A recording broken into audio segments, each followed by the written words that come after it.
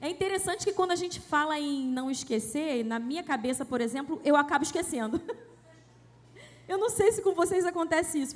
Eu não posso esquecer tal coisa. Eu esqueço. Eu estou numa fase agora, não sei se vocês conhecem a tal do climatério. É antes da menopausa, né? Mas você sente todos os sintomas. Tá, também. Estamos juntas nessa jornada. E é engraçado que eu acordo de manhã falando assim, ó, eu não vou esquecer, eu vou me disciplinar, não vou esquecer as coisas, e aí eu vou trabalhar, né? Vamos trabalhar. Daqui a pouco eu estou fazendo o meu bolo, tudo certinho, o que eu vou esquecer? Aí eu olhei para o fermento e falei, eu não posso esquecer o fermento. Mas o meu cérebro, eu acho que quando eu falei que não podia esquecer o fermento, meu cérebro falou assim, você já colocou o fermento. Só pode ser isso, porque eu esqueci o fermento. E aí fui botar o bolo na forma, daqui a pouco, antes de botar no forno, eu esqueci o fermento. E aí eu dei um jeito lá, não ficou muito bom, perdi o bolo. Então são coisas que têm acontecido comigo ultimamente, esquecendo muito. Fora outros sintomas, mas um deles é o esquecimento, com certeza. Às vezes eu vou pegar alguma coisa num cômodo, chego no cômodo, cadê? O que eu estava fazendo aqui? Vocês já devem ter se identificado comigo, com certeza. Aí eu chego no cômodo, né, para pegar e eu... O que eu ia pegar mesmo? Daqui a pouco eu tenho que voltar no local. Vocês também voltam no local de origem? Volto no local de origem. Quando eu chego no ambiente, na mesma hora eu lembro. Aí volto lá e pego. E quando, às vezes, eu vou lá e esqueço de novo, porque já aconteceu isso comigo. Eu fui no ambiente de origem, lembrei, voltei para pegar e esqueci de novo. Isso acontece comigo. Então, mas a gente vai falar de um outro tipo de esquecimento. Com certeza não é o esquecimento de algo da memória da gente física, né? De coisas que a gente esquece do dia a dia, ou de objetos, ou de detalhes assim. Nada disso. A gente não vai falar sobre isso, não. Eu queria que vocês abrissem a Bíblia em Lamentações, no capítulo 3.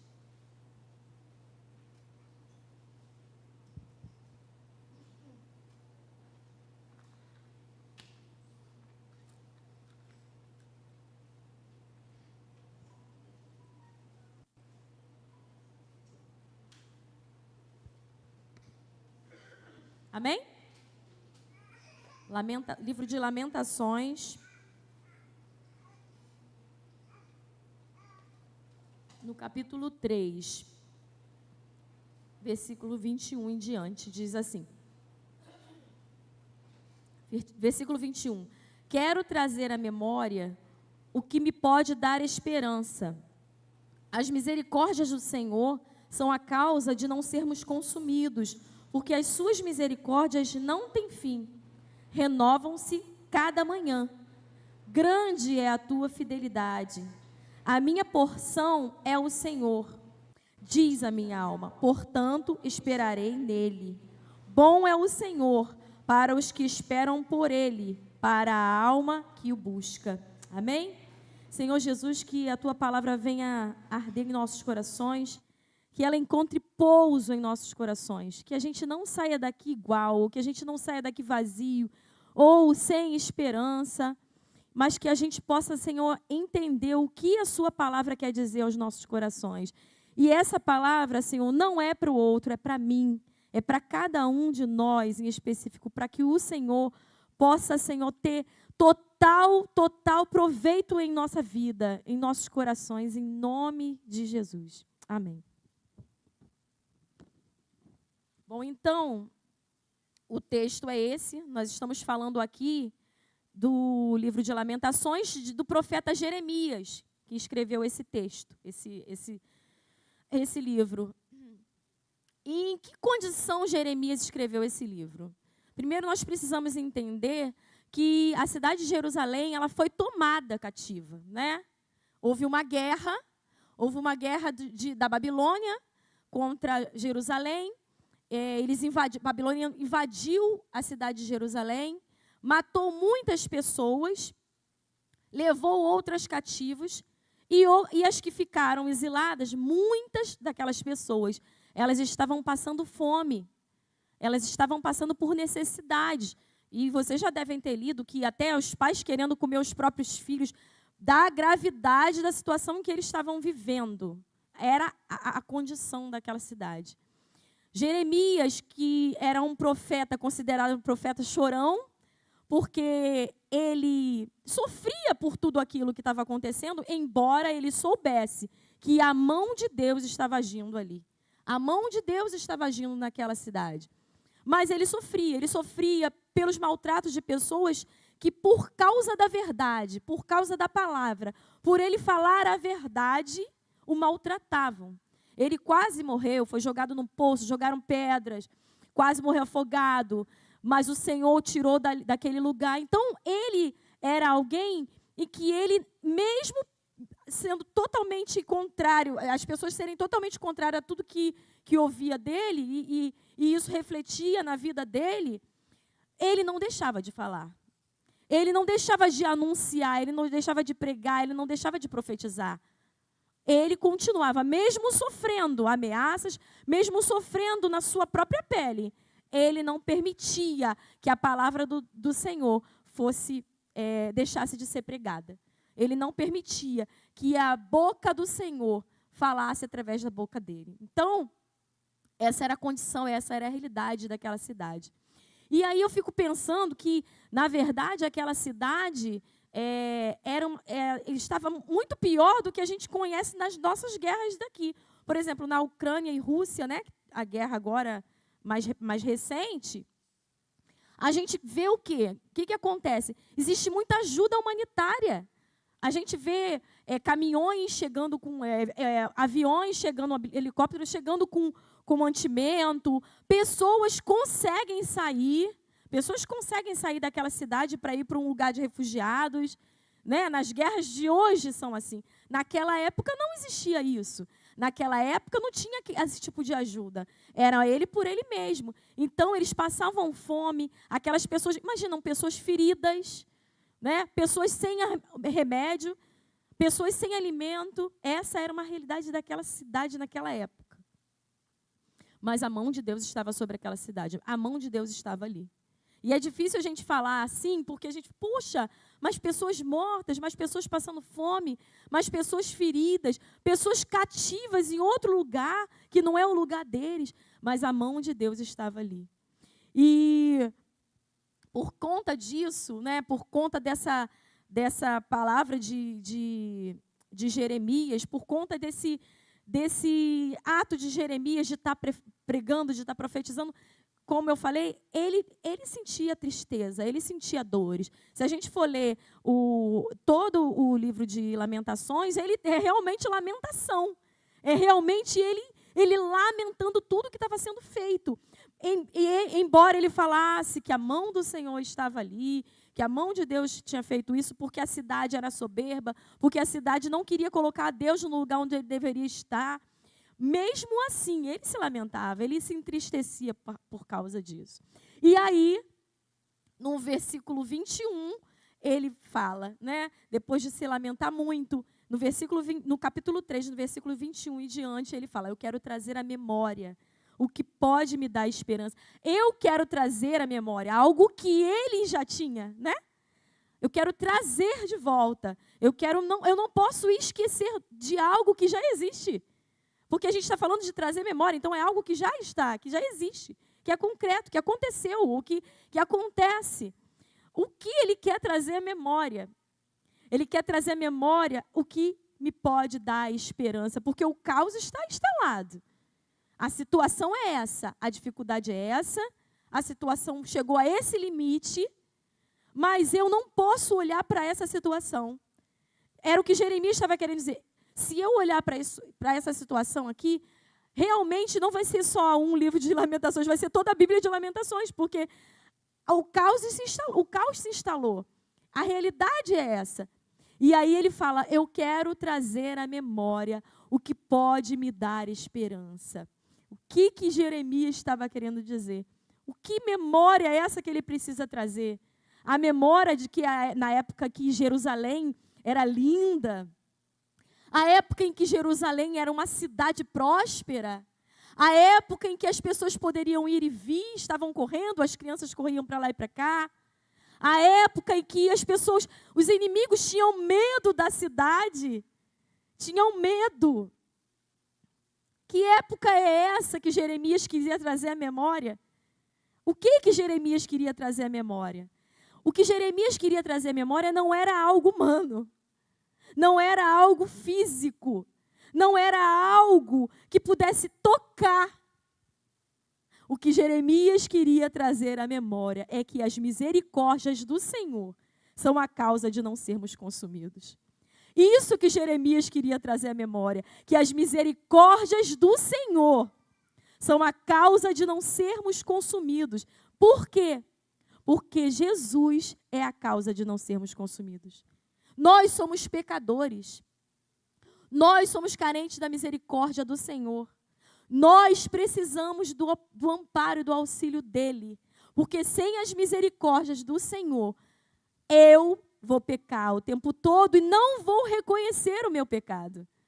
Então, a misericórdia do Senhor faz com que eu possa viver não olhando para a circunstância, mas olhando quem Ele é. E diante disso, nós temos alguns tópicos para falar.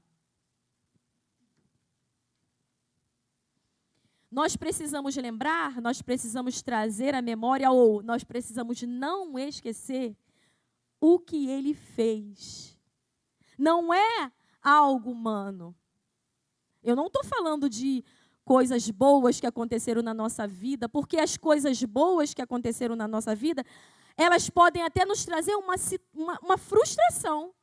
Porque se você olhar para o que você viveu de bom naquela época, e hoje você está vivendo uma situação que não é boa, você, ao invés de você trazer memória para trazer esperança, você vai trazer isso para a memória para se frustrar, para se deprimir, para dizer, puxa, naquela época sim, era a época boa e agora eu não vivo mais. Então, isso vai trazer esperança? Não. Isso vai trazer tristeza. Isso pode trazer mais dor, pode trazer amargura, pode trazer desilusão, frustrações. Mas quando a gente entende que o que a gente precisa trazer à memória não é algo, não coisas vividas, mas é coisas que estão espirituais, que são de dentro de nós, que nós recebemos, que é Cristo Jesus na nossa vida, aí sim nós podemos ter esperança. Aí sim nós podemos entender que a misericórdia do Senhor nos alcançou. Então, o que nós vamos trazer à memória é o que Ele fez, porque as misericórdias do Senhor são a causa de não sermos consumidos. Aquele povo, ele recebeu uma presença diária de Deus. Quando o povo estava cativo no Egito, por exemplo, quando o povo de Israel estava cativo no Egito, aquele povo, ele com mão forte foi tirado do Egito para uma terra que mana leite e mel. Isso não pode ser esquecido. Isso não pode ser esquecido, que a mão do Senhor fez isso. Isso não pode ser esquecido. O que não pode ser esquecido é que todos os dias o Senhor derramava maná naquele lugar. Isso também não pode ser esquecido. Não pode ser esquecido que todos os inimigos estavam tentando entrar naquele mar, que milagrosamente foi aberto pelo Senhor. E todos eles ficaram lá, e o povo de Israel passou ileso. Isso também não pode ser esquecido, porque a misericórdia do Senhor foi a causa daquele povo não ser consumido. Então isso não pode ser esquecido. Tantas coisas na nossa vida não podem ser esquecidas. Nós não podemos esquecer de onde o Senhor nos tirou, por exemplo. Eu, com 10 anos de idade, entrei na igreja, 10 anos. Aí a gente pensa assim, mas aí não teve nada. Mas a minha realidade familiar, eu tinha tudo para ser alguém totalmente distante de Deus. Totalmente. Meus pais se separaram. Meu pai, quando eu via meu pai poucas vezes, geralmente ele já chegava bêbado.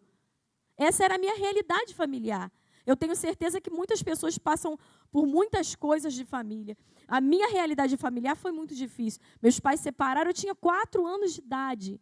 Foi difícil ficar sem pai. A minha mãe, uma mulher guerreira, conseguiu colocar... Graças a Deus, nós nunca passamos fome, porque o Senhor, através da vida da minha mãe, deu forças para ela trabalhar, para que a gente pudesse nunca passar fome. Mas essa seria uma realidade difícil sem Jesus. Mas com 10 anos de idade, quando o Senhor me alcançou, a minha realidade foi mudada, a minha história foi mudada.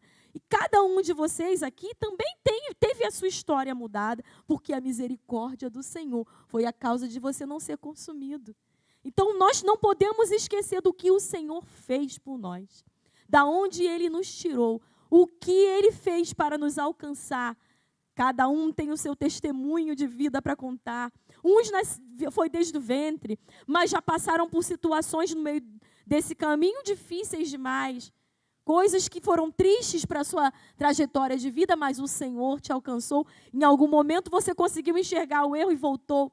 Então, nós precisamos não esquecer da onde o Senhor nos tirou e que a misericórdia do Senhor nos alcançou. Amém?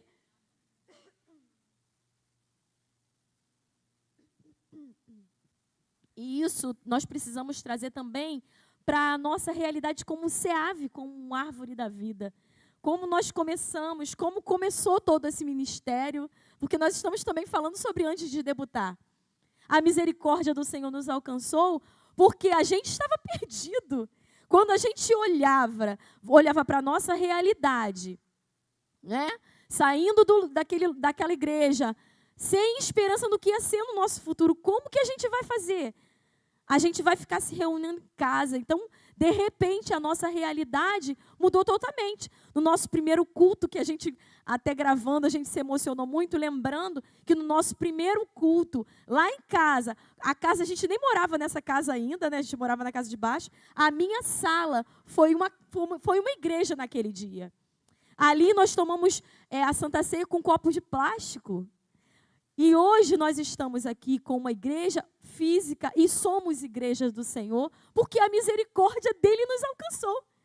Porque a graça dele e misericórdia nos alcançou. Porque a misericórdia dele é a causa de não sermos consumidos.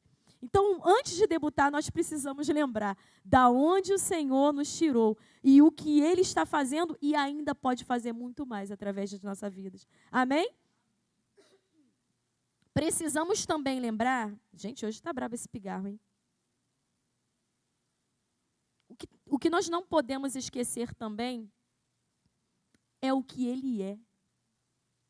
Primeiro nós falamos que nós não podemos esquecer do que Ele fez. Agora, nós não podemos esquecer do que Ele é. Porque a gente fica assim, Ele fez, Ele faz, Ele vai fazer. A gente fica preocupado com o que Ele pode nos dar, nos trazer. Mas e o que Ele é? Eu lembro que quando a cachorra de Tissa, né, de Raquel chegava, quando a gente abria o portão, que ela vinha correndo com bolsa, aí ela ficava cheirando as bolsas. Aí eu cantava para ela, não busco só tuas mãos, nem o que podes me dar aqui. Eu ficava brincando com essa música, fazendo paralelo do que ela queria, o que eu tinha, e não do que eu era para ela. E é verdade, nós não podemos esquecer de quem o Senhor é na nossa vida. A luta da vida, as circunstâncias da vida, elas podem fazer com que a gente, muitas vezes, fique cegos, surdos e mudos. E nós esquecemos de quem o Senhor é. Do que Ele representa na nossa vida. O que o Senhor é na nossa vida. Primeiro, o Senhor é fiel. Ele é fiel. Né? Aqui no versículo 22 diz que as misericórdias do Senhor são a causa de não sermos consumidos, porque as suas misericórdias, elas não têm fim. Por quê? Porque elas se renovam a cada manhã. E grande é a fidelidade do Senhor, grande é a sua fidelidade. Primeiro, nós não podemos esquecer quem Ele é, porque Ele é fiel. Nós não podemos esquecer da fidelidade do Senhor. Quando nós estamos passando por momentos difíceis, o nosso cérebro fala assim, isso aqui não tem jeito, e agora? A gente fica desesperado, a gente não consegue imaginar que aquela situação pode mudar, mas nós não podemos esquecer que nós podemos passar a luta que for, mas o Senhor, Ele permanece fiel na nossa vida. Ele é, o Senhor, Ele é fiel. Ele não, Deus vai ter que ser fiel porque a situação está difícil. Não. Embora eu esteja passando o que eu passar, Ele permanece fiel na minha vida. A fidelidade do Senhor é grande. Grande é a sua fidelidade.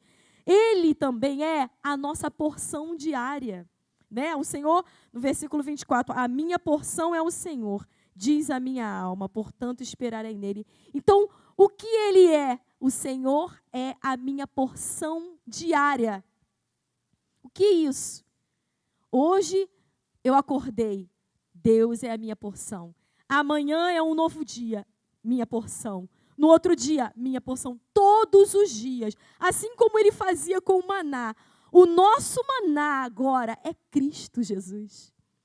Cristo é o nosso maná diário. Ele é o alimento. Ele é quem alimenta a nossa alma agora. Aquela porção que o povo de Israel recebia todo dia e muitas vezes ficou enjoado. Agora essa porção representa Cristo Jesus, aquele que se entregou para ser porção diária na minha vida. Então, ele é fiel, ele é a minha porção, ele é a minha porção diária. O Senhor é a minha porção e ele é bom para os que nele esperam. Ele é fiel, ele é a minha porção e ele é bom para os que nele esperam.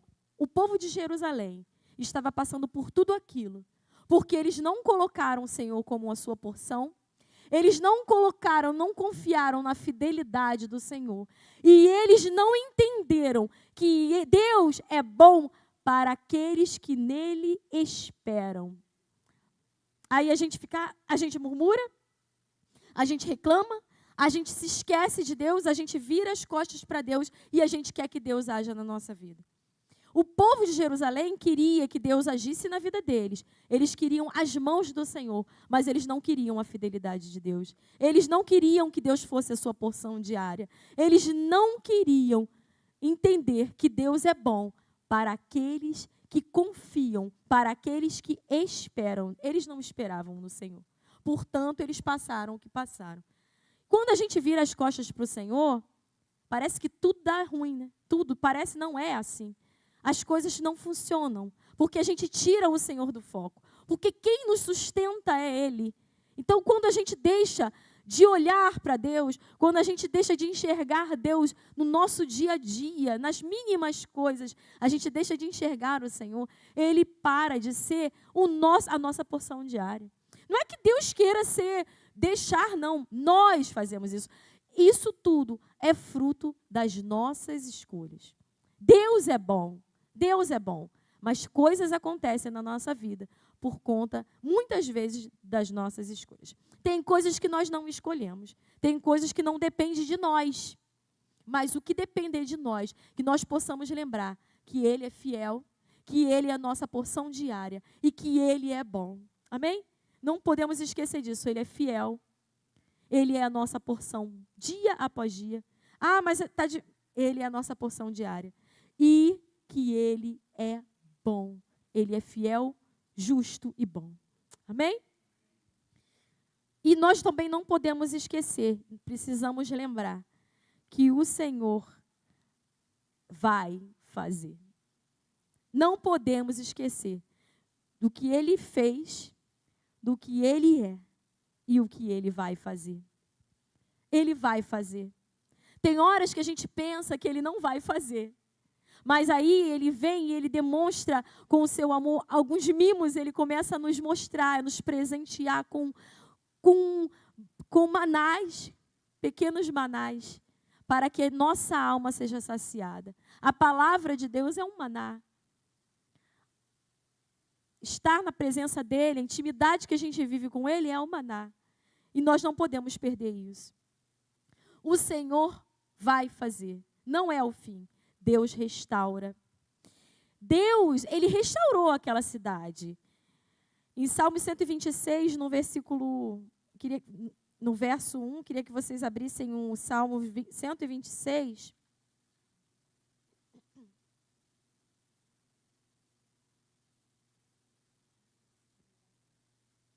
Salmos 126.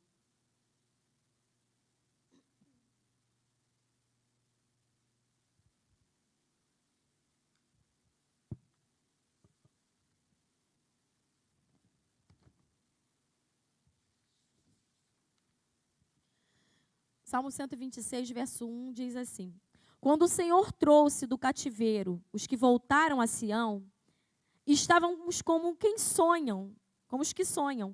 Então nossa boca se encheu de riso, a nossa língua de cântico. Então se dizia entre os gentios, ou entre as nações: grandes coisas fez o Senhor a estes. Grandes coisas fez o Senhor por nós, pelas quais estamos alegres. Traze-nos outra vez, ó Senhor, do cativeiro, como as correntes das águas do sul. Os que semeiam em lágrimas cegarão com alegria. Aquele que leva a preciosa semente, andando e chorando, voltará sem dúvida. Repete comigo. Voltará sem dúvida, com alegria, trazendo consigo seus molhos. O Senhor vai fazer. O Senhor vai fazer, Ele pode restaurar. Claro que depende muita coisa de nós. Deus não faz o que a gente não quer. Deus não faz o que a gente não quer. Mas se a gente quer, Ele pode fazer. E esse texto fala isso. Esses versos, né, em Salmo 126, fala de quando o Senhor estava trazendo o povo do cativeiro.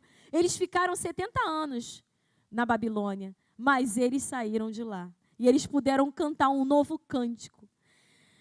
Esse fim não é o fim. A gente pensa muitas vezes que aquela situação que a gente está vivendo, que é algo momentâneo, que é o que é real, que não é uma coisa da nossa cabeça, que é uma história que a gente está vendo e é real, não é o fim. Como eu costumo dizer, tudo passa. A dor de hoje, amanhã, é uma lembrança que pode ser uma lembrança não que fere, mas uma lembrança que faz com que você lembre para te tratar, para te restaurar, para você ver de onde você saiu, daquela situação. Então, não é o fim. Ele pode restaurar. Deus, Ele restaurou a alegria do povo. Deus pode restaurar a nossa alegria. Deus, Ele fez grandes coisas. As nações disseram, o povo disse, grandes coisas o Senhor fez. Ele pode fazer grandes coisas na sua vida. Deus, Ele colocou um novo cântico na boca daquelas pessoas. Ele pode colocar um novo cântico na sua boca. Muitas vezes nós cantamos lamentações, mas o Senhor quer nos dar um cântico novo, um cântico de alegria, um cântico de vitória. O Senhor pode fazer isso. E principalmente porque o Senhor vai fazer, porque o nome dEle tem que ser glorificado na nossa vida. Tudo que Deus fez no povo de Israel, no povo de Jerusalém, em Judá, em todos os povos da Bíblia, todos os livramentos que Deus deu para aquele povo, sempre foi e sempre vai ser para que o nome dEle seja glorificado. Porque se a gente não entender que a mão do Senhor fez isso, nós não entendemos nada. E nós precisamos entender que os livramentos são para a glória dEle. Que a restauração é para a glória dEle. Que o novo cântico é para Ele. É para Ele. Esse cântico não é de vitória sobre inimigos, esse cântico é de vitória sobre as nossas dores. E é para Ele.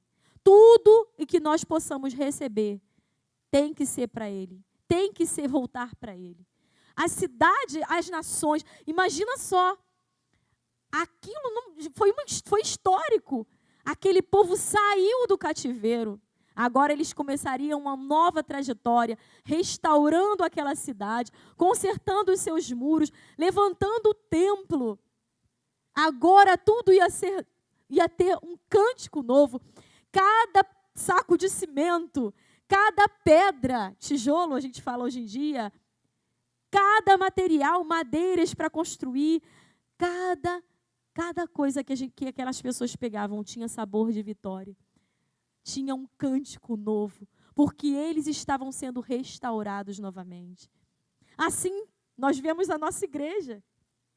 Cada saco de cimento, cada tijolo colocado, cada porta, um ar-condicionado, ventilador, um ambiente gostoso para que a gente esteja aqui, tem um sabor de vitória para que o nome do Senhor seja glorificado.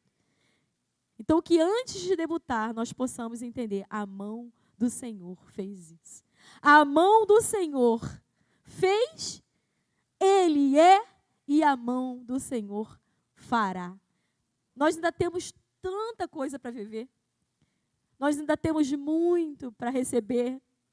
E que em todos os momentos, em cada conquista, em cada situação na nossa vida, a gente possa sempre lembrar que o nome do Senhor tem que ser glorificado em cada conquista da nossa vida. Porque se a gente não faz isso, a gente não entendeu quem é Ele. A gente não entendeu o que Ele já fez. E a gente não vai entender quando Ele fizer. Amém? Eu queria que a gente ficasse de pé, que vocês ficassem de pé para a gente orar.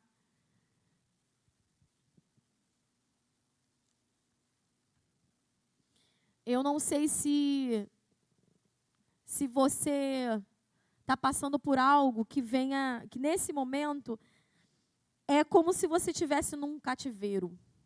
Ou eu não sei se o que você está passando no momento é algo que você fala assim, mas eu não consigo trazer à memória.